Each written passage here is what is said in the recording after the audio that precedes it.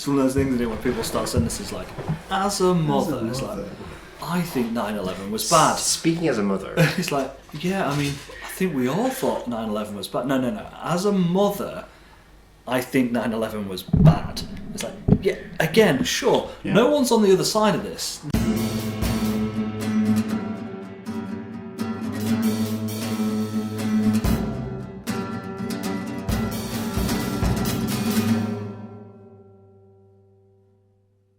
Welcome to the Only Concrete Podcast, guys. Again, as is now a yearly tradition. So yes. You can't stop being friends with mine because you have to come back for Christmas every year. You're not going to be the first one this year, though. Oh, yeah? Usually the one with mine is like the first one in the year, but there's another one which I've got in the bank, so okay. I'm just going to slide into late January. You've been banking them? Been banking them. You've been banking. Yeah. Cool. Haven't had a mental breakdown banking them? No. Yeah. I've been listening to the Andy Donner podcast loads over like October, November, and they've been banking them, and they've been doing so many at once that they just started to have small mental breakdowns while recording the podcast because all their episodes are then riffing for 30 minutes, and it's kind of they'll come up with a subject and just go for it for 30 minutes of recording and then cut it off and then that's an episode. Yeah. But because they've been banking them and they've just been intensely trying to be funny for like these 30-40 minutes at a time, they're trying to do like 12 or 15 in a row or something stupid. Yeah, some of them have been a bit all over the place, and you can literally hear them cracking as the day goes by. No, you can tell when I've not been paying attention. It's because when you watch the YouTube version, the episode number doesn't match the episode number which is actually out. It's because I've edited it like previously, and then I can't be asked to go back and change that one number in the video file. Sounds like hard work. Yeah, it's a lot of hard work. I'm not into hard work. No. Yeah. When you bank them, especially, obviously, you're just knackered. Yeah, I'm just putting them in. Just rolling out. Just banking them. But it's been a year since we last sat down. Yeah. What did we talk about last time? Oh, it was like why social media was bad. It was essentially how it came out. Or was it content? It was content. It was content. But we ended up riffing on like TikTok for about half an hour. Which is now massive. It's way so bigger. Big. I saw David Beckham doing something on TikTok the other day. He's partnering with TikTok with charity. Is that right? Something like that. I'm fairly certain we said in that thing that it would die out. I think Martyn said that. Let's rewind. No, you don't need to. Back to 2018. I didn't say it would die out by the time of this year. I said it won't last. It's not going to be a long term like a Twitter. It's not going to be a long term like a Facebook or an Instagram. It's going to be a Vine. It's going to be a Tout or a Periscope or one of those. Periscope. Exactly. What is Periscope? Exactly. And that was a thing for a while.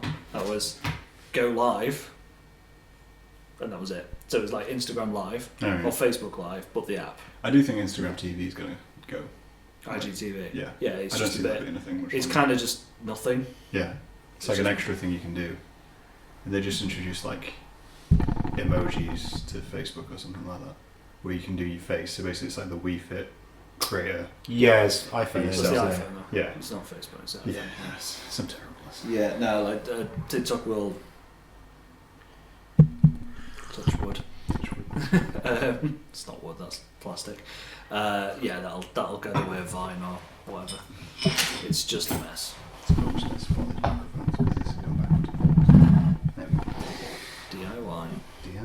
DIY podcast all over.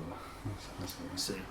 Yeah, so I think we talked about content. Yeah. We decided what was content and what wasn't content.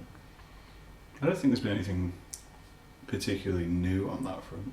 Again, TikTok is not content, so we're not getting back into this. That's all we need to know. But there's nothing which has like risen up and been like, oh, this is a new app which is taking something completely different or like a new media platform compared to where we were last year. No, I don't think like so. Everything's just continued to grow. Yeah, no, I'd agree with that. Yeah. I can't think of anything massive. Not that I'm particularly well plugged in, especially into social media and communications apps and things like that. No, there's nothing. Yeah, there's nothing. There's a few things that are on the fringe, but there's nothing major.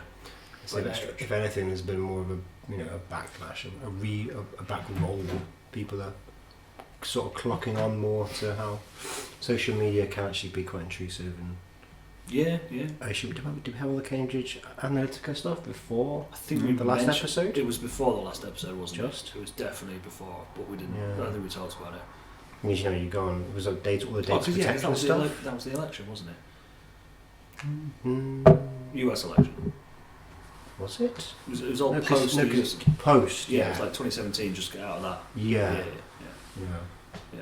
We're miles away from that. Elections have come and gone. Decisions have been made, guys. We're rolling into 2020, new start. Well, yeah. I mean, let's move on to our topic for this year then. Oliver.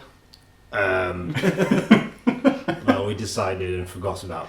Well, I forgot that we decided that we were going to do the best and worst of 2019. Okay, so we're going to take a look at 2019.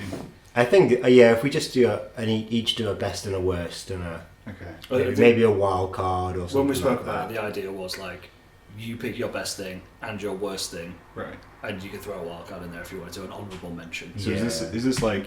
Then we got 9 things to talk about that we can spend as little or as long as we like on. I guess. Is this like best thing for you personally, or just best thing of the world? I mean, I completely forgot to think about it, so mine's going to have a huge amount of recency bias. Okay, I mean that's fair. So Yeah. it had to happen in December for you.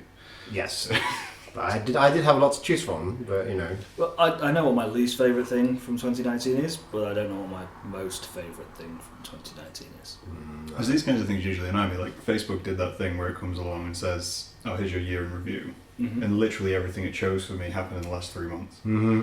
And I had to scroll back to see what I'd done in January to be like, "Oh yeah, that was actually this." Is that you panicking though that you're gonna have nothing in your Facebook year in review? So you started putting things on there like, oh crap, No. it's July. This What am I going to do about my Facebook year in review? There's things going to be that nothing in even it. I've chose. done nothing. Like the things it chose were just like non-things as well, like real between the lines moments. How do you reckon it chooses that then? I feel like it chooses those specifically. I do more stuff, be better, have Look more at the fun. things which you did, Give us more content. which made you a media whore, and now don't do that because these are the bits we looked at, and these are the bits which our analytics picked up. So you should do more of that stuff, which is more personal. Yeah. Isn't it just based on likes?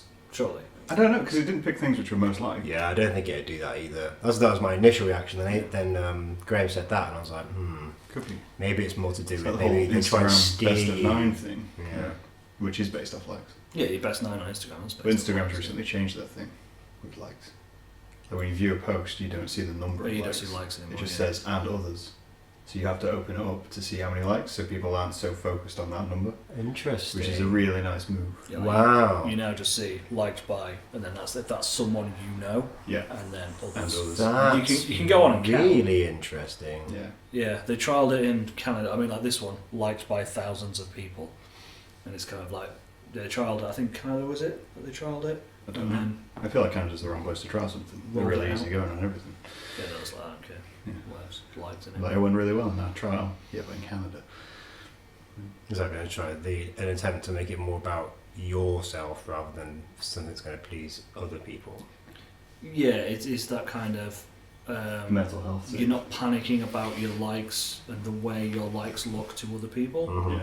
So you can see people's reaction to things and the amount of likes you've got, just to check how successful your content was. But other people can't see the likes at a glance Gotcha.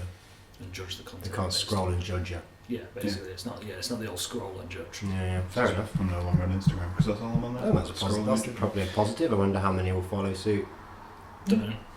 I'm not sure. I think it's.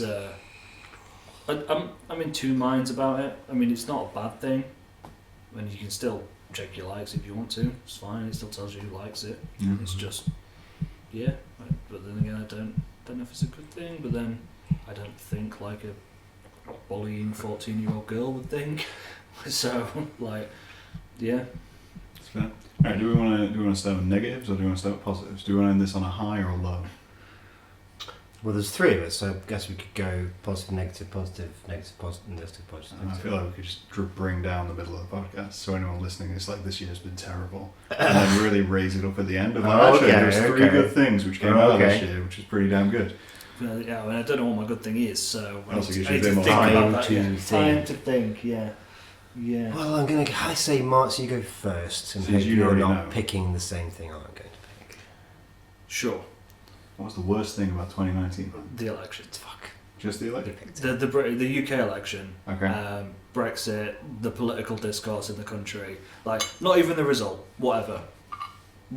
Like Right. we have basically a two-party system, and not to be cliche, but they're both as frustrating as each other. And say they're both as bad as each other, they all do the same things. Like they're not, they're obviously different, but like they're both as frustrating as each other are. And like, yeah, I voted the other way, to which it came out. You can just say what you voted for. I mean, I voted Labour. Like I voted UKIP? Labour. And obviously the Tories won. Not that, I mean, yeah, it's annoying, yeah. Obviously didn't win, yeah, but it is what it is. A vote's a vote, and you deal with it. But it was just, everything surrounding it was incredibly frustrating to watch. And it's just that, we spoke about it, 2 years ago, when I first did the podcast with you. Yeah, we People have been partisan for everything. And if you're Labour, you're in this bubble. If you're Tory, you're in this bubble. And it's kind of, yeah. I mean, my Facebook was full of, isn't Jeremy Corbyn the greatest man that ever lived? Like, the greatest man that ever lived. Is that actually what they're saying? Or Well, it's not, I mean, it's not quite that, but it's just like, there's nothing negative about the dude. Nothing negative about I found my Facebook during that entire period was full of Labour supporters, but being real toxic about shit. Like, it was to another level of, like, people who seem to have no soft management skills in their entire body, because they go on and go, you're basically Hitler if you're voting for anything but Labour. You're like, well, then someone who doesn't want to vote Labour is probably still going to vote that way then. Is it Unite? Is that the Labour youth arm? Potentially. I don't know. Let's say it is. No Someone one can can question Google that. I think it's Unite, and I have two friends who are members of the Labour Party, card-carrying members, and they think that this, I'm going to say Unite for now until Mark corrects me. Yes? Maybe. Yeah. No. No. Just Search exist. Labour Youth Service. It's like something within the party, and they are basically zealots. Right. And they're kind of the pro-Corbyn, pro-Labour, paint the country red, you know, our policies, best policies. Unite the Union, it's like... Is it Unite? There is Unite the Union, which is the Labour Party, a subsection of the Labour Party. That might be it then. Um, I'm obviously painting a pretty big brush with zealots, but they are the people, kind of people who will not listen to the opposition or anything that discounts their opinion. And you get those in anywhere, any political ideology. So maybe that's just what you were seeing. I think Maybe a lot of times, like, people who shout the loudest can sometimes be the people with the worst opinion or the least informed. there was a lot of that, and there was a lot of kind of like, how thick do you have to be to vote Tory kind of like discourse going out there, but there was also a lot of propaganda, and propaganda is probably the wrong word, because I don't think any of it was lies. I don't think any of it was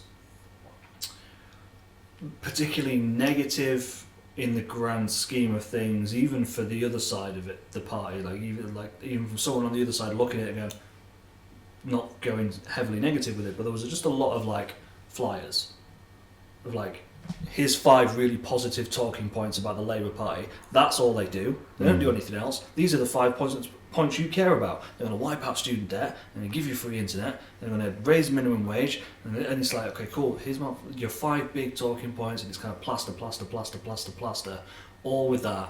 And then it was kind of, there was no discussion around it, because anyone that disagreed with it's like, yeah, Corbyn, not voting for him now because he's terrible, absolutely terrible, just terrible guy, terrorist sympathiser, terrible guy.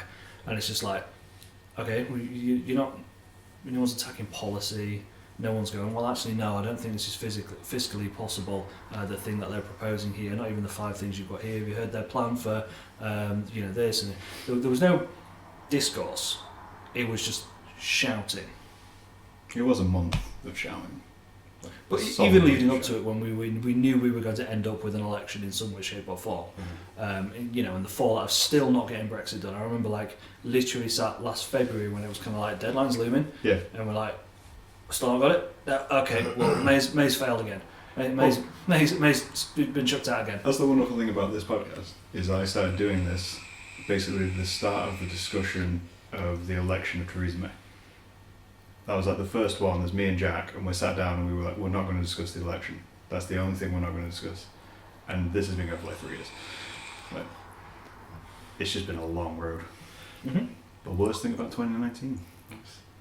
It's just the discourse. It was going to be my pick. Well, I mean, you can expand on it. It's all been said. Because if it is the worst thing about 2019, then yeah, surely. I mean, obviously, yeah, again, like I said, recency bias. I can't think of anything worse that I can think about that happened. But, yeah, it was a gut punch. I think when I saw the exit polls, I didn't believe it. Not in the kind of, I'm ignoring that I've seen that information, and therefore I'm going to process it and not internalise it and agree. And I just didn't believe it. I flat out was like, that's wrong. Yeah. I was predicting a Tory victory with a small margin.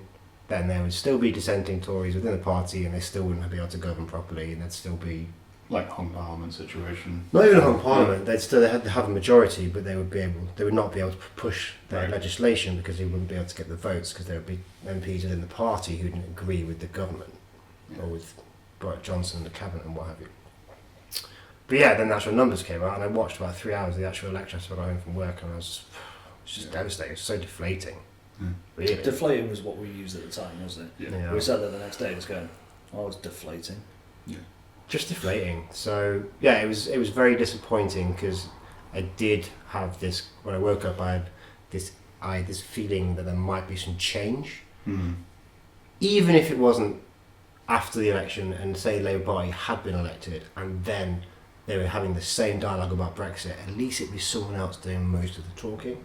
Just some change would have been good. It would have been change in my opinion for the better, but obviously the electorate thought differently. Like the one takeaway I've taken from this, because like a lot of people I spoke to, I seem really deflated about it, sort of thing. Whereas my view with anything is very much if someone threatens you for a long enough time, you let them hit you because then you can recover after you've been hit. So with the election, I was very much along the lines of if this happens and it goes worse, that instigates change in a more volatile manner. Whereas for a while we've been trying to get change in a more subtle manner.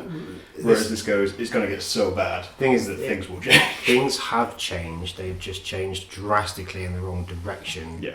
In that now the Tory party has a ridiculous majority in the House, and they can now just do whatever they want. You've got all these MPs are first-time MPs, all these elected MPs who are first time going to the House of Commons, and they are not going to rock the boat at all on policy. So they'll take the whip and they'll fold the whip and they'll do what they're told, and that means that Johnson and his government have full reign to do whatever the fuck they want, which, assuming they continue with what's been going on before, it could be devastating for a lot of people. Yeah. Almost everyone. Yeah, pretty much everyone. the vast The majority. bottom 90%, basically. Yeah. But, you never know. You never know. Maybe Brexit now has to be, we have to actually do the withdrawal agreement, and then we've got 2 years of negotiating the future relationship, which is the actual difficult part. That's where the future's set out along the guidelines in the withdrawal agreement, but it's not over. It's just the discussion will now just be pushed onto a back burner because to most people, Brexit's done, we're leaving. You figure out the details, guys. You work it Yeah, out. yeah. So we did our bit, it's going through. Yeah. We got you in. Yeah, you deal with the mess. We scratch your back, you scratch our... Yeah. You've said you can make a purple rainbow. Go You've make said it it, one. it's happening. Yeah. So you'll make it happen, yeah? Mhm. Sure. Okay, cool. Yeah. So I would also agree that's the worst thing in 2019, but I will pick something else if you want to move on. You can pick something else if you want. No, yeah. If you want to go if you want to move on from the election, Well, yeah, I mean, like, No. what would your worst thing of 2019 be? Mine seems extremely vapid compared to your comparison of Did you stub your 2019. toe or something? No, I kind of hate fashion to like such an excessive amount now in 2019. In what sense? Male, female? Just everything, just all this thing. Because there's so much conversation right now about like what is and isn't for one person or another. There's a lot of like gender splitting going on, a lot of things like that. Unsplitting. Unsplitting going on, Yeah. and a lot of that kind of going on. And then there's like this whole, it's kind of like the same with like the whole mental health argument. It's essentially just representations of those things being pushed as the mainstream representation of those things. So like with the whole gender fluid situation in clothing, all of that clothing looks exactly the same, but also all is advertised as being very kind of down the line of effeminate, and yet you look at it and go, well, that's not everything, but that's still the mainstream view of it. So are we talking about androgynous clothing? No, not particularly. Yeah, I'm confused. So, but this is the thing. This is the confusion. This is what annoys me. Is it's advertising and fashion. I mean, I have advertising as a major gripe anyway. But like fashion this year has pushed such a big push into your face of this is how you should dress now. This is the new. If you're dressing any other way, you're basically hating people. It's Facebook, it's magazines. I don't consume Facebook. Do you consume any social media? Barely. I have the work's Instagram, the company I work for, their Instagram on my phone. I very rarely log into Facebook, much to the chagrin of my friends who try to get to contact me by it. And I think that's it. I have no Twitter, I have no TikTok, I have no... You've just gone back on Reddit. Just gone back. And I have... See, I class Reddit as social media. Like, it's less so, isn't I think it has a social media component. But it's not you, is it? It's not about the individual. I don't go on Reddit to talk to other Redditors. Yeah, the same, yeah. I don't go on Reddit to interact with other people. I go on to look at what they're putting out in the world, but it's not about them. It's about the thing they found. I suppose Reddit's more of a community, it has community rules, doesn't it? Yes. And it's also self-policed, whereas social media isn't. Yeah. You can act how you like, and then you might get a slap on the wrist or... It's probably even less about fashion. It's probably just more advertising. Advertising seems to have got more hardcore with how it's targeting people. Are you maybe just noticing this because it's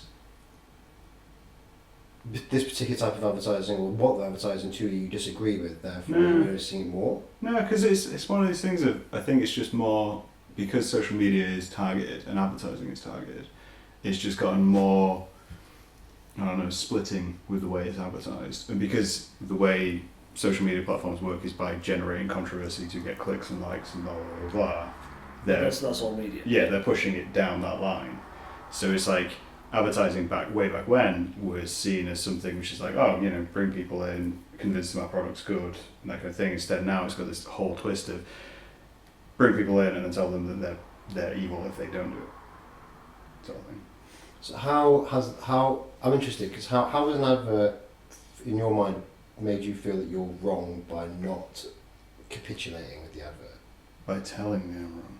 What There's been adverts which are along the lines of it's just that it's not even like it's physically telling you you're wrong. It's more along the lines of this is it, this is the new, this is everything now, you know, throw everything else out because this is it. And you're like, well, it's not. That's like a real minute thing. Mm-hmm. But because that's pushed as the it, anything else is seen as bad. Yeah, maybe. I think you might just be too sensitive to it. I think like advertising's always been that. Advertising just crushes me every time. Because no one ever turns around and makes a beer advert, for example, and goes, well, our beer's just as good as the other beer over there. It's like, I mean, it's kind of the same, but it's a bit different, and like, just try it, mate. Like, no one does that. They go, we've got a great beer, drink our beer. And they don't think about anything else. They're not telling you everything else is wrong. They're just telling you that their thing is great. I think it's just that cocky kind of advertising. I think Apple does it like a shitload. There's that one which was like where there was that kid with the iPad in like his garden, and she was like, "Oh, you playing with your laptop?" And he's like, "What the fuck's a laptop?" And it's that kind of edge of you're trying so hard to put yourself above what was before, rather than actually trying to encourage people to use your product. That's I would say smart advertising, because they're basically trying to promote the idea that Apple products, laptops are laptops are obsolete. Apple products are next, or now, or future. So you don't need a laptop. You should have an iPad because it's better. That's the message. And it's also they're doing. You disagree with the message, which is why. Well, no, because I have an iPad. What Apple do is Apple are very smart in the way that they brand their thing. Yeah. Like, you call this a podcast, right? you call it a podcast because Apple invented the phrase podcast because it was a cast to an iPod via iTunes, and that's why you call it a podcast. Yeah. It's not. I remember having this conversation with a guy in college who was like, he bought an iPod to listen to podcasts. Okay. And he was like, well, you have to have an iPod to listen to podcasts. I was like, no, you don't. They're just MP3 files. He's like, no, they're not. They're special. They only work on Apple products. I was like, no. But that's advertising right there. But that's what they do. In the same way that everyone calls a tablet an iPad. Despite the fact that I said it earlier when my dad was playing on his iPad during Christmas. Yeah, it wasn't. It's a Samsung tablet. Yeah. And it's like my mum's got a again, Samsung, yeah, I think, Samsung. yeah, and well, they both call it an iPad. It's changing lexicon, isn't it? It's now Uber. Is always the example. Exactly. It's always the example I go to now. You don't get you don't get a taxi anymore. You get an Uber. Yeah. Even if you don't get an Uber. Taxi. But there's no Uber in my city. I reckon you would probably have said Uber. I would have said get a cab. Get a cab. Might say get a cab. Yeah. I very rarely say Uber. But we don't have Uber. Unless I'm referring to someone specifically who has the Uber app, and I'm like, "Are you getting that Uber?" Yeah, which is like when Sundays when we go to quiz, it's like get an Uber. That's it's me being changed because I would normally have previously have said, "You're getting that taxi." But now I'm going, "Oh yeah." But it's classic. It's classic. It's like grab the Hoover. It's not a Hoover. Yeah. It's a vacuum. Vacuum. Great. Yeah. Pass me the sellotape. Well, no, that's sticky black plastic like that, is it? But it's like it just is what you do. Just embrace advertising, conflict advertising. Yeah, but again, I would probably agree with you in the sense that if you think it has increased this year, as in the divisiveness of it, and that's just a reflection of society. Go back to the election, how divisive the two sides were. It's like, well, with us or against us, and it's the same with advertising. It's like, well, you're in our product or you're not in our product, and it's the same with every headline that you get. What was the thing I was getting annoyed by yesterday? I can't remember what it was. It's hard to narrow down. Okay, annoyed by a lot of things. Generally disgruntled people. That's their personality type. I can't remember what it was, so I've got a different example. There was a thing on Twitter the other day where someone had interviewed Stormzy. Alright. And they'd said, is there racism in the UK? And he said, yes, 100%. Okay, that was his answer, right? That was his answer, which makes sense. Is there racism in the UK? Stupid question. Yes, 100% there's racism in the UK. Yeah. Then ITV put a headline out saying Stormzy says the UK is 100% racist. And it's like... I know, I remember the thing, it was the Monzo thing you were getting pissed off. It was like a headline which is like, someone did something Monzo bad. That was it, yeah. That was it. So Monzo cards, you know what Monzo card is. Like Monzo, if anyone doesn't know, listen to the podcast. I didn't know. Monzo card is like an alternative bank where you put your money in. Bank. Yeah, it's an online banking. You put your money in every month, and then you can track your spending. It comes up on an app, and it'll go, "Oh, you spent 50 quid on fashion this week. That's in your budget of 200 for the month, or you spent 28 pounds on McDonald's in the last hour. Yeah. Slow down, bro." You know, it lets you know what to do. But what was the headline? Something along the lines of Monzo CEO something catastrophic decision. Or something like that. And basically, the headline made it seem like the CEO of Monzo had just made an incredibly, it was something like the worst decision of my life, or something like that. And it was just, he just made the worst decision of his life. Did it infer that it was in the company was going to suffer for it? Yes, there's it wasn't a personal. It wasn't a personal thing. Right. There's a huge issue with Monzo.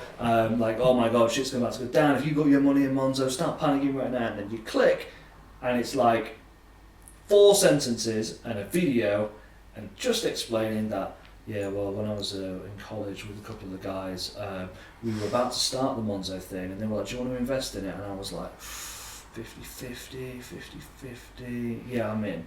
If I hadn't invested, that would have been the worst decision of my life. And you're like... Yeah, you've been walked around the park to get to that conclusion. It's like, how were you allowed to put this headline out like this? It's like... brutal. And it goes back to the advertising with these things, and it's kind of like everything's along that lines because everything's black or white. I think it's worse as well now because it's on everything. Well, yeah. Like literally on it. It's like that Futurama thing where they're like adverts in your dreams. Yeah. It's like, sure, they're on billboards and cups and everywhere else, but never in your dreams. Your dreams are sacred. It's like now they're basically in your dreams.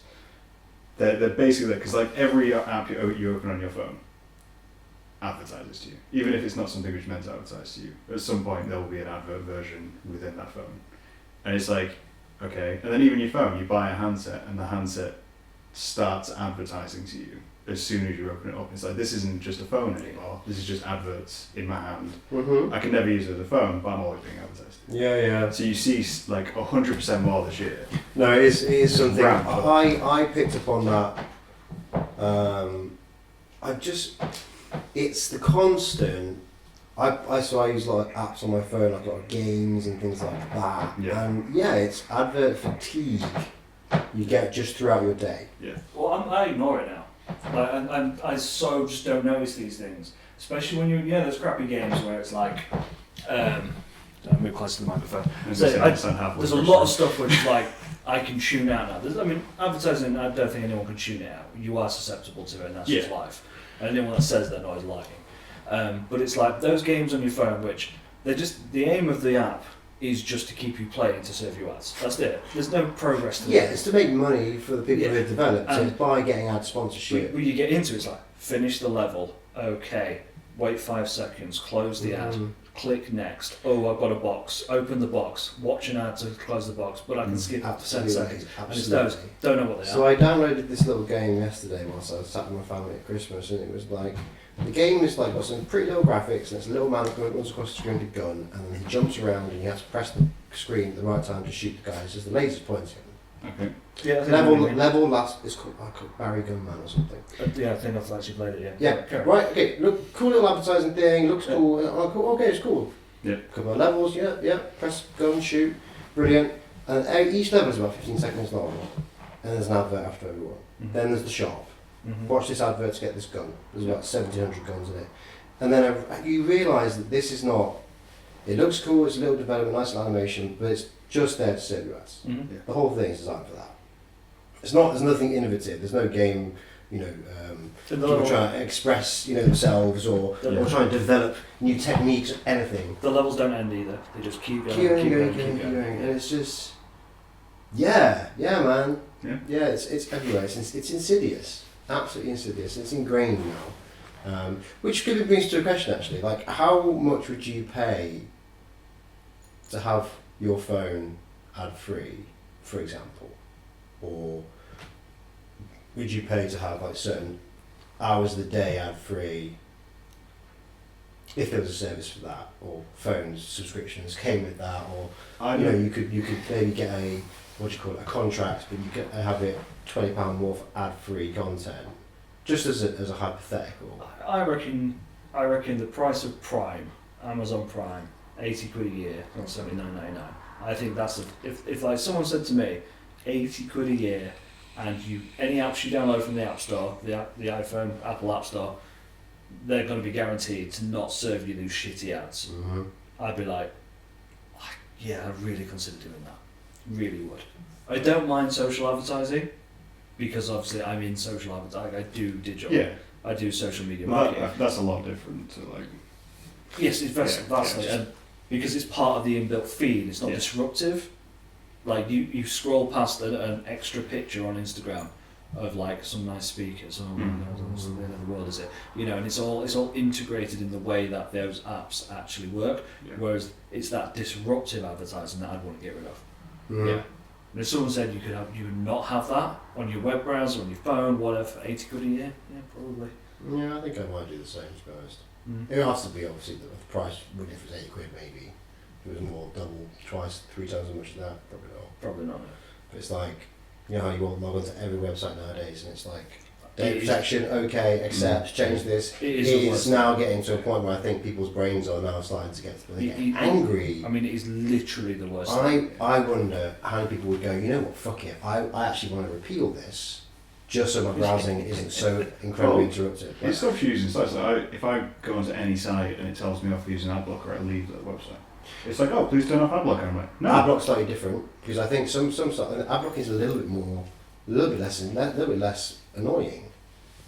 Ad blocking is the cookie stuff. It's the notifications which gets me. This website it's was the data protection. It's like, by the way, we are now, by law, supposed to tell you that we use these tracking cookies. Do you want to accept it's also like the extra ones or just the normal ones? It's how many times you have to allow that in everything that you do. Sometimes you go back to the same website in the same browsing session and it's again. On the same browser, on the same device. It's Imgur. Imgur is the worst thing for it. So, is that Imgur? Imgur, I don't know. I think it's meant to be Imgur. It's not Reddit. Imgur, exactly. It was whatever, the old Reddit hosting image thing before Reddit did their own. Like, every time you go to Imgur, every time you go to Imgur from Reddit, you are prompted for the consent. Every time. No matter how, I can literally, on my Reddit feed, on my iMac at work, click, funny picture, accept, good, cool, slow. Next one, 3 scrolls, click, go to Imgur, and it asks you again. You're just like, Quancast, you can go away. I feel like to get ad-free, I'd need the price to be real low. Like, really low. Just because it would annoy me if it was higher. Like, as much as I hate adverts, I'm very much along the lines of, if we looked into it, like, I'd say £100 a year, you don't see any adverts. I'm like, cool. A bunch of people can't afford that £100 a year, therefore this should just be a tenner a year. This should be like but then who's that money going? Well, it's never going to work. It's a total hypothetical. It's like, I'm basically saying, would you pay to have adverts removed permanently from your device? Yes or no? And I think if the answer is yes, then obviously you have to go how much is it worth. Then you get into the actual economics of it. It's like, well, that money then has to go back to people who are getting subsidised by advertising. Etc. Who gets the cut? Who gets the money? Who you paying? I mean that system basically exists now anyway, because that's the whole thing with YouTube. If you get YouTube Pro, you get less ads, and you're paying to get rid of adverts now. Yeah, absolutely. I mean, you don't actually get anything. Have you paid for YouTube Premium or? Because the adverts on YouTube don't. Have you got any apps you pay premium for? There's a couple just of adverts. Yes, there's a couple of photo editing apps on my phone which I use, which I quite like, and to go ad-free was like $1.99, and you got an extra 30 filters or whatever. Yeah. And I've done it on games before when I used to enjoy things like Crossy Road and stuff like that. I used to play a lot of it, and it was like 99p removed. I bet you Candy Crush probably made a killing out of that as well. Yeah, ad-free Candy Crush is probably massive. Well, what annoys me the most is usability and how it's gone, and it's just like it's gone. Like, so I've just gone on Reddit now and I've clicked on the top article on like our politics, cbsnews.com. Clicked it. It's come up straight away. Do you want to accept cookies? And I click accept cookies, and then it's like, oh, do you want to view the CBS News in the CBS News app, which you definitely don't have, or do you want to switch to Safari, which you're already in? So I'm going to continue in Safari. And then I've got a little thing here at the bottom that says manage cookies. And then it's kind of there's an ad straight away, and I've got to click read more. And then it's just... And that's a Reddit post. No, it's not a Reddit post. It's like, this is... that's a link to CBS. Right. CBS, yeah. And like, I know I can go to the next one now, and I know I can keep scrolling and find another article almost straight away and just be kind of like, alright, courierjournal.com, click that. Oh, well, I've got USA Today's European Union experience here because... you can't get the US site anymore, so we're in the European Union experience. And then it hasn't given me a pop-up, and that's quite actually, it's a good example of something which is just a clean article. What? So I know you have a big beef with, I can never remember what you call it, it's when USA Today. Limiting bandwidth, you have to get the Netflix package for your ISP. Yeah. What happens if this was tagged onto an internet service provider or mobile phone carrier network package? So if your Virgin Internet was £45 a month for the top package, £25 extra example price, ad-free on all your browsing on all your appliances. So phone, tablet, not iPad, tablet, phone, tablet, computer, Xbox, etc. etc. If the ISP was given the ability to block it. Use a fresh glass if you want. Can't remember which one was mine, so I just chose them up. I think it would have to be at the point of access, not through your ISP, to be fair. Because we've talked about it. Point of access? As in on your device. So browser. Almost like a VPN. So like, Nice. You would have to install like a VPN or like a global ad blocker or something like that, which you pay for, which allows this to happen. And what happened if this service was now being run by Amazon? Well, I mean, yeah, I've got plenty of beef with how big Amazon are, so it would be frustrating that if Amazon were the biggest provider of it. Probably equally frustrating if Google were the biggest provider of it, but I don't think either of those could benefit from owning that service.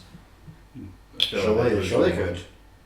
Millions of people worldwide use Chrome. You know, they want to think they want to take 25 quid and put it in their pocket and then screw over the advertisers. Sure, but they make way more from advertising. Yeah, millions of advertisers. And Google is the biggest internet advertiser, hands down. What? You know, they have like 70% of the things you get on the rabbit hole now, don't you? It's like, okay, what happens if the service Google Chrome gives you for 20 quid a year only allows adverts that are non-intrusive or don't interrupt your browsing experience? 20 quid a year through, I mean, but then again, that's the point of Access, because you have a choice in browsing, you have a choice in whatever. But I don't think you do it through your ISP. I think that breaks net neutrality, and I think that's neutrality. That's what you're talking about. And I'm a big proponent of net neutrality. And we've had this argument with our friend who works for a mobile phone carrier, who they've just launched a new package with something. Oh, but you don't use any data. Good Steve's buddy. You don't use any data when you're using Spotify or Apple Music on our. So it's like, well, no, that's the Virgin. That's a bad thing. What was that? That package. It's like for 20 quid a month, and it was like so it was 20 quid a month for a certain amount of data, unlimited calls, unlimited text, and all social media bandwidth. Right. Use for that. All social media. Yeah, and it's like that was free. So whenever you're using Facebook, you're not being charged or eating into your data. Okay. Then you switch to Reddit and you're using your data. Right, okay. So it encourages because that's not one of their nominated social networks. Yeah. It's forcing it into you. Yeah, and the same as like there was the like teen music package where it was like, oh cool, you use Spotify or Apple Music, you don't use data. Yeah. It's all free. It's like, okay, cool, well I don't use Deezer or I use Amazon Music, why you got to pay for that? Sorry. And I had this argument with the guy, and it was kind of like, you can't do that. And he's like, yeah, but it's a good thing. I was like, it's a good thing right now. It's a good thing right now. Yeah. But if they sign an exclusive deal with Amazon, and then they go, okay, cool, well, so your Amazon traffic, that's free. It doesn't go off at all. But your Netflix traffic, however, so you've got to have the Netflix package. In itself, it's a good thing. However, your argument, which I agree with, and once you kind of laid it out for me, was that once you normalise this, that's where the problems start. Yeah, 100%. By allowing this stuff now in isolated moments, it allows the whole industry to go, you know what, actually people are actually not clicking what's happening here, so let's all go for it. Yeah. And then the neutrality gets broken and we're fucked. Yes. Ruining the good things. Exactly. Seems we've griped on half an hour of bad things. We should probably move on to the good things. I just want to know, I thought of my bad thing. We don't have to touch on it too long, but my worst thing this year, and I haven't even seen it yet, is the new Star Wars movie. I mean, it's Star Wars, it's terrible anyway, so we can move straight past that. I mean, going on bad things about movies, do you want to talk about the discourse around the Joker movie? Oh no, great film. We're not going into that. I enjoyed that, but there was a lot of shitty discourse around that movie. Yeah. Like, that's a podcast in itself. That was a good movie though. Yeah. It was a good film, yeah. Okay. So 2019, man, what was the best thing in 2019? I literally don't think I got... If you see there's nothing good about 2019. I'm leaning to something. But you know what my favourite thing of 2019 was? What? Xbox Game Pass. That's a really good one. I thought you were going to say something like your new lens. No, my new lens is pretty good. But no, Game Pass has been so good this year on Xbox. That's a good one. And it really gives me faith in Microsoft into the next generation of consoles and coming out of the monolith. Well, it's gaming, the gaming world, which is bigger than most industries. It's officially bigger. Maybe the exception of biggest entertainment industry now. Is it definitely bigger than Hollywood? It sells more than any other industry. It's kind of catching up to a delivery model and a service model and a consumer first service model. There's obviously a lot of companies out there who don't have that. We obviously know that through microtransactions and shovelware and all this kind of like pre-order your game from Walmart and you get this one character extra. It's the only place to get it ever without paying 20 quid extra for your game and all this kind of stuff. But that stuff is it's targeted at such a small amount of people. It is. I mean, the people who go for that, that's just Walmart going, we'll pay you this to create this, and then we get an exclusive so they buy from us. Like, I don't think that's particularly bad. It's not the end of the world, but it's like, it's that, there's the Star Wars, again, what's the... Fallen Jedi. No, Rise of the Jedi? No, what was the... Jedi. No, Jedi. Saying Jedi. Well, it's something Jedi. Let's see what they brought out. Battlefront, wasn't it? Battlefront 2. Battlefront 2. It was kind of like... and all the microtransactions with it, whether... That was the one that kicked it off. They kicked it off because it was just so bad. They had obviously the legal challenge in Belgium, and they've now banned loot boxes. And that's very true. Loot boxes are dumb. And they are potentially spending millions of pounds of unwitting parents' money, but they're dumb for having their cards assigned to their kids' console, which is in their room and they never actually check on. That's just bad security and bad finance, bad parenting. Not parenting, but bad finance, bad control. But if you don't know what devices you can't link to nowadays, shame on you.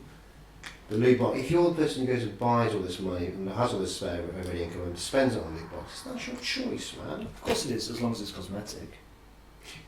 Pay to win, that's the way out. AAA big titles, nothing in none of that. Yeah, I've got no beef with cosmetic loot boxes at all. Like that's what you. If you want to do that, you do that. I mean, I play quite a lot of PlayerUnknown's Battleground, and like the loot boxes on there are all cosmetic. There's no advantage to the game. Sorry, I jumped the gun because obviously the Battlefront 2 thing was that there was better stuff in the loot boxes. Yes, and it was also like you stopped earning points after a certain amount of gameplay because you were earning them too fast, and there was a whole pile of trash. Either way, the thing I love about Game Pass is we managed to turn a nice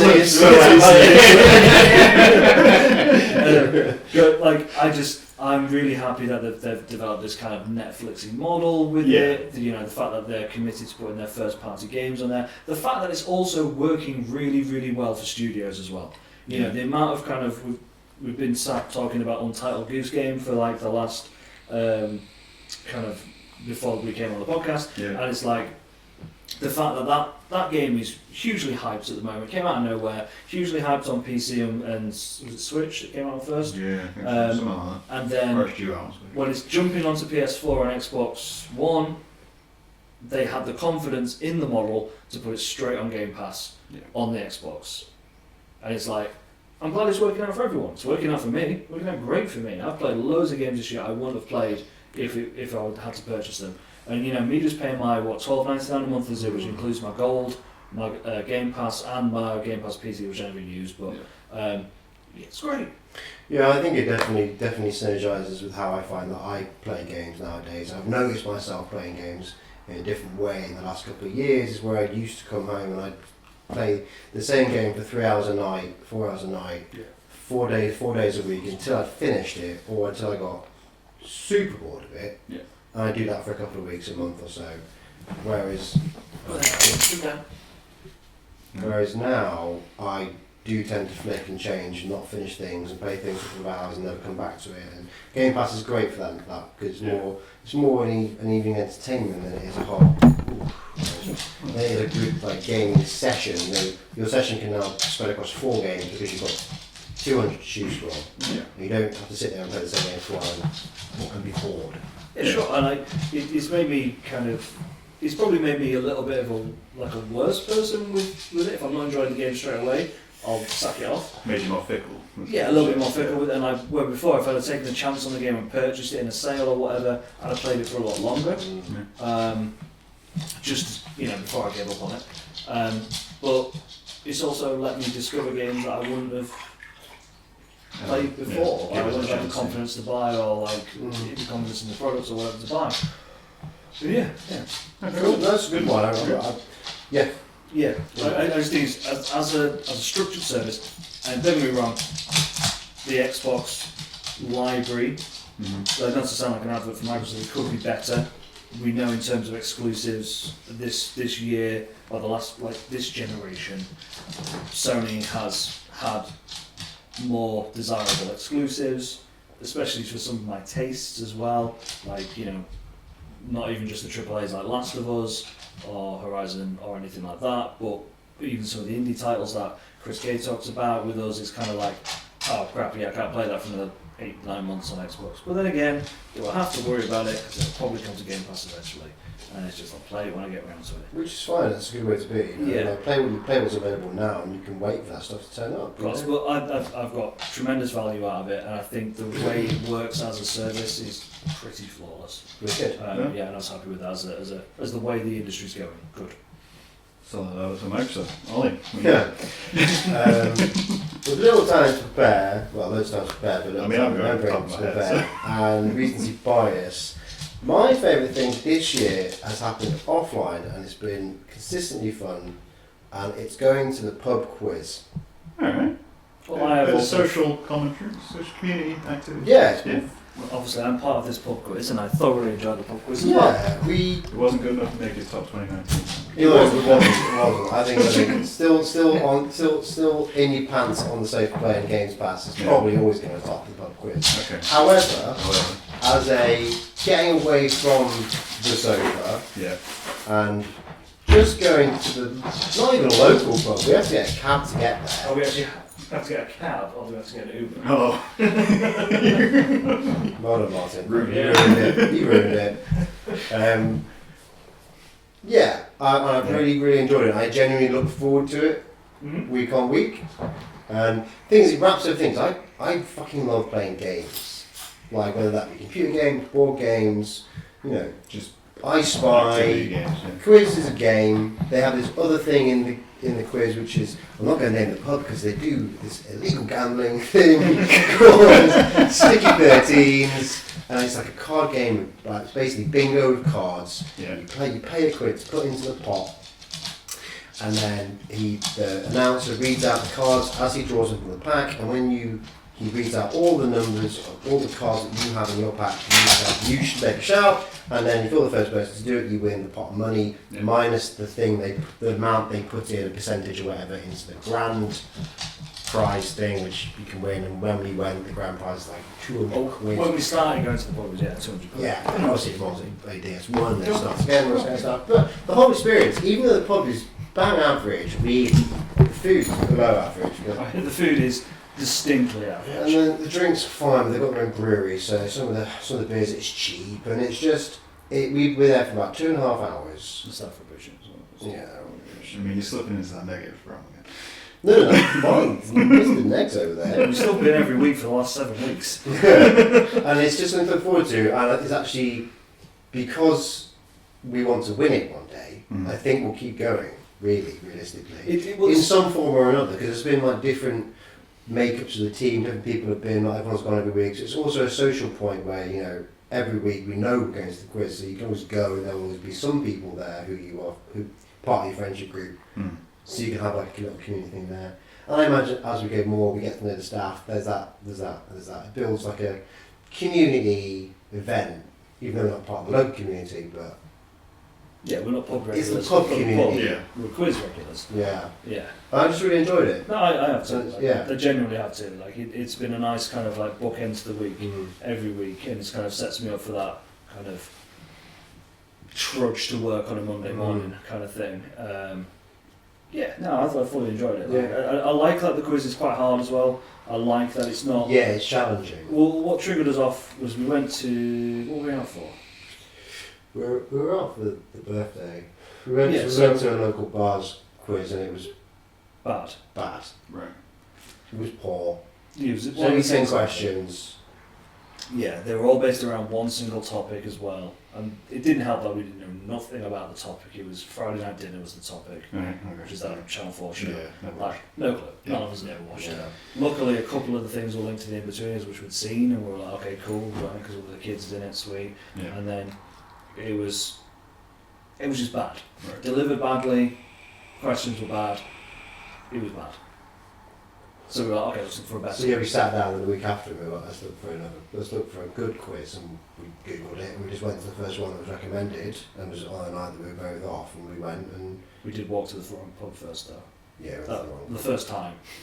there's two pubs with very similar names in the city, Okay. and we were like, oh, it's going to be the first one. That's just the shortened name for the No, just the wrong. Yeah, and it's just been really good. Yeah. I'm looking forward to going again, not this week, week after. Do you think it'll change your 2020? Like, to encourage you to do more types of those? Well, this is obviously, it leads on to the idea, like, you know, would you reach, maybe you should go and join that local climbing club, or Yeah. get into cycling and go to the cyclist meet. And I don't actually want to do that shit, because this combines three things I enjoy. Yeah. Chilling with my mates, drinking, and playing a game. But I don't have to run around or, you know, Exercise. more stuff like that. I'm not sure. Exercise, yeah. I mean, It's you've got like free parking as well. clubs. Yeah, it's free. You don't pay to enter. You don't pay to enter? That's unusual for a pub quiz. No, they don't pay to enter. You just buy. It's just busy. It's like busy, so they just obviously make money off people. Well, I mean, doing it. this Sunday was stupidly busy. Yeah. It's Like, busy.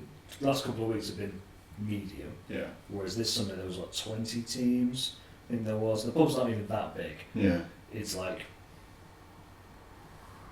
maybe 4 times the size of my living room total. As like maybe a bit bigger. Bigger than that, dude. 6 times. 10 times. It's basically your Not apartment. 10. It's a pub, dude. It's not that big. 10 times. This area here, that's about the How big is size this of the pub? side area where we used to sit, and then you probably get 3 of them across from the wall to the end of the bar, and then at the back is about the same. So Oh, it's 6, okay, I'm going to go with 8 times. 8 bigger. times. Yeah, about 8 times the size of my flat. It's not 10. 8 now. But yeah, it's So not it's like extra 2. But it was also nice when it was so busy last week when people were struggling to get seats. People were bringing outside furniture in from the beer garden to bring it in to get a seat. It was like no one had a breakdown, no one had a go at the people because everyone was there to do a quiz. Right. Like everyone was there to do a quiz. The staff didn't care that you were bringing stools in from the garden. Yeah. They didn't care that we'd stolen a reserved table by lying to some people that had taken on it and then told them to take ours, and everyone moved around, everyone was happy, and like it was kind of like, it was good, it was a good atmosphere, and at no point did it feel aggy in any way, shape or form. Yeah, it's good. That's a nice balance. Yeah, it's a good one. Yeah. Compared to sitting at home on the Xbox. Well, that has its base. Both of them have a place. It's You're not going to want to do not that Sunday night. Just for all the time, forever, depending on who.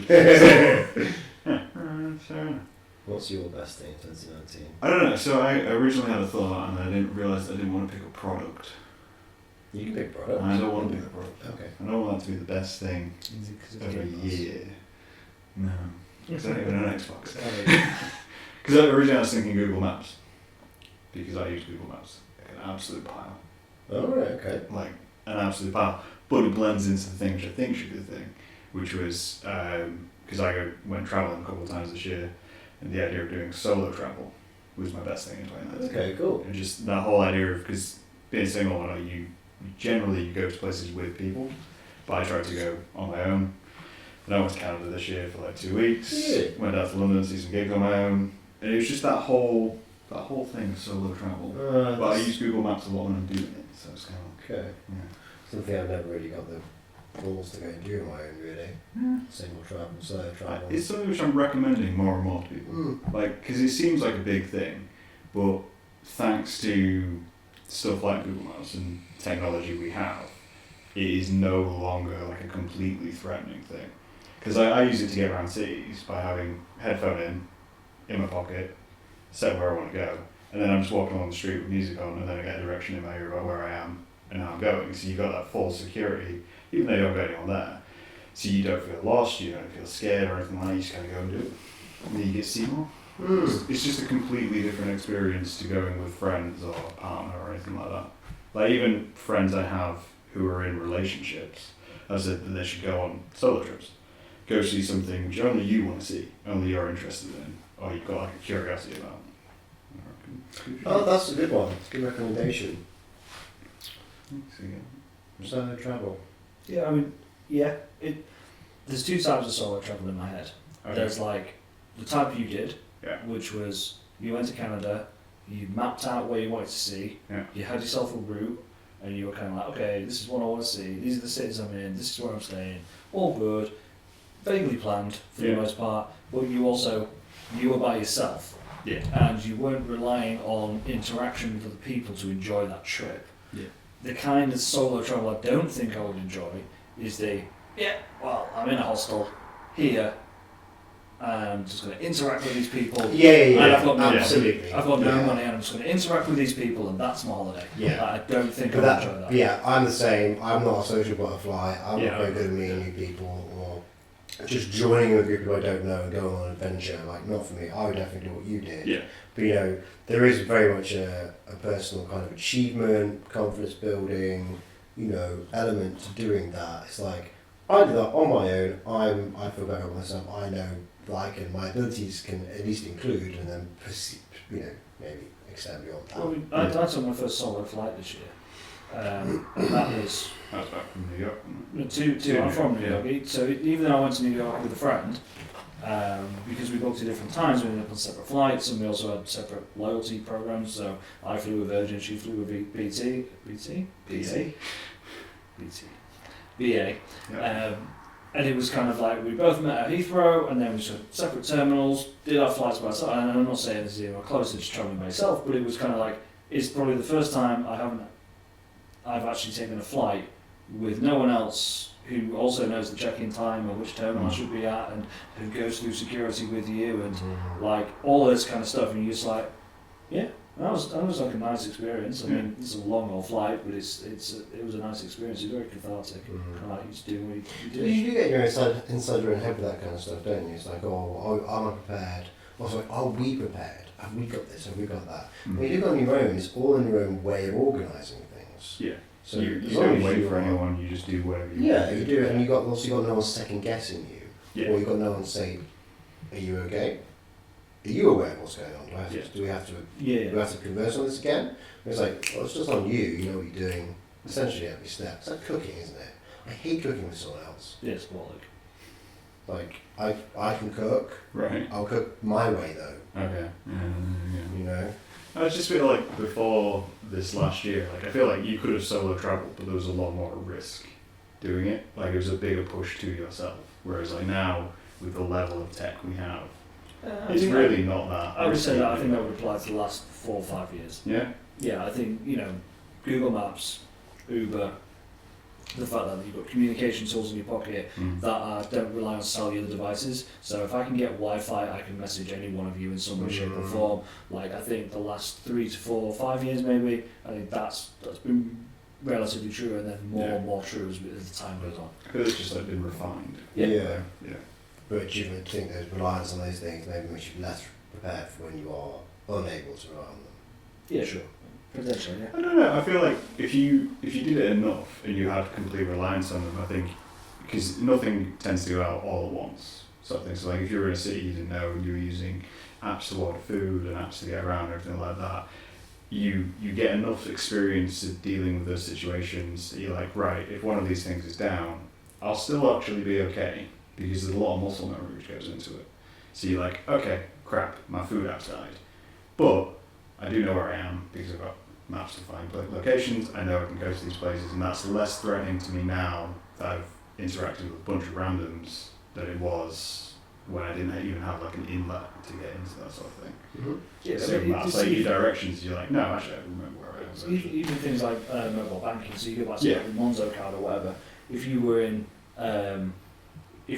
like the middle of South America or whatever, and you're trekking through and you get mugged, and someone takes your bank card, but they don't take your phone, and you can literally stop your card.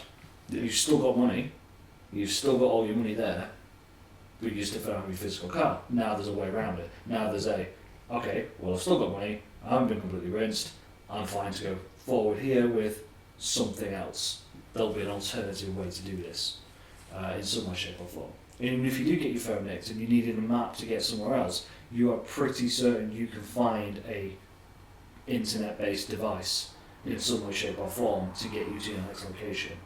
And there is, like I say, ways and means of getting through most things. Yeah. It's easy to get through things. Okay, so aiming at 2020, which will technically be in once this goes up, what would you think is what do you want to be the best thing out of 2020? What are you looking forward to round this out? Put you on the spot. Don't know, mate. I mean, we're pretty negative people. We're all looking at 2020 like it's going to be shit.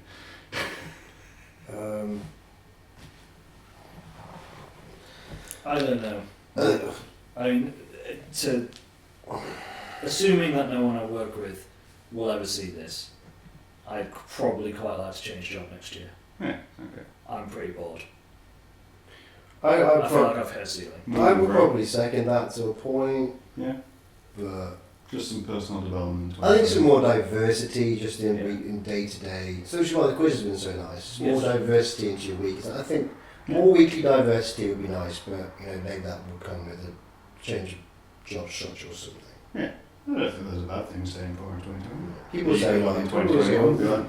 New Year's resolution, I'm going to try 5 new things this year. It's like, that kind of vein, but more just a few more things that change the flavour of week by week, I guess. Yeah, like, I don't hate my job. Yeah.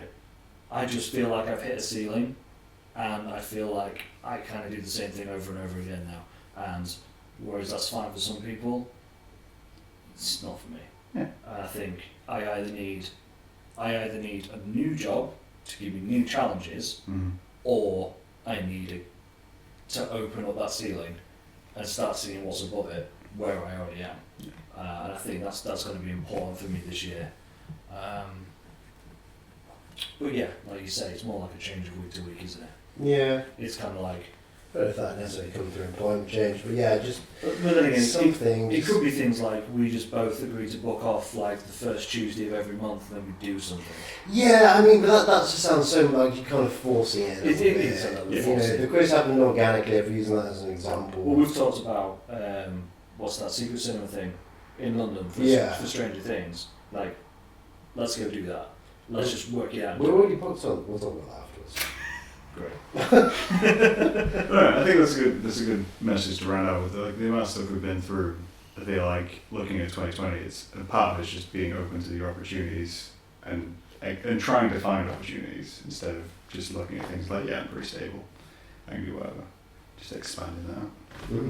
I think is a fair point to end. Bring us around to an end. Cool, man. Essentially, do more. Do more. do more. And be more diverse. Yeah. Be more diverse. Do more. Cool. Do more. Well, thanks, guys. No worries. No drama. I'm sure we'll see you in 2021. Yeah, maybe for Boxing Day again. Did we do Christmas Eve last year? Christmas Eve. We did Christmas Eve last year. It's Boxing Day this year. New Year's Day next year. No, probably not. It's always birthday on New Year's Day, so it's a birthday podcast. Alright, we'll call that thing. We'll talk to you guys later.